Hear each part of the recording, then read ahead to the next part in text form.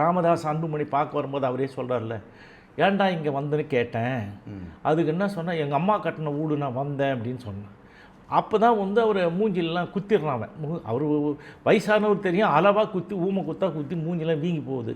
அவர் போகிறாரு, உள்ளே போயிட்டு அழுதுக்குன்னே தலையில் தண்ணி எடுத்து ஊற்றி 6 மணி நேரம் அப்படியே உள்ளே கிடக்கிறார். அப்புறம் 8 மணிக்கு தான் வெளியே வராரு.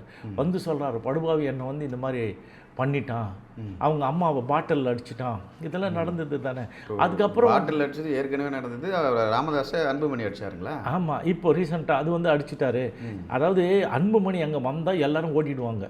சரி, அங்கே வந்து கொஞ்சம் பேர் தான் இருக்கிறாங்க. இப்போ அந்த இடத்துல வந்து வேலை செய்கிறவங்க யார் யார், இந்த நாய் மேய்க்கிறதுக்குன்னு ராஜான்னு ஒருத்தருங்கிறான், தண்டபாணின்னு ஒருத்தருங்க உதவியாளர் இருக்கான், சோறு செஞ்சு போடுறதுக்கு அந்த இன்னொருத்தர் இருக்கிறாங்க, மைக்கு அதெல்லாம் இந்த எலக்ட்ரிக்கல் ஒர்க் அந்த இதெல்லாம் வரும்ல, வந்து பேட்டி கீட்டி எடுக்கும்போது அதை சரி பண்ணி வைக்கிறதுக்கு ஒருத்தர் இருக்கார் உதயகுமார். அந்த மாதிரி இவங்க தான் இருக்கிறாங்க.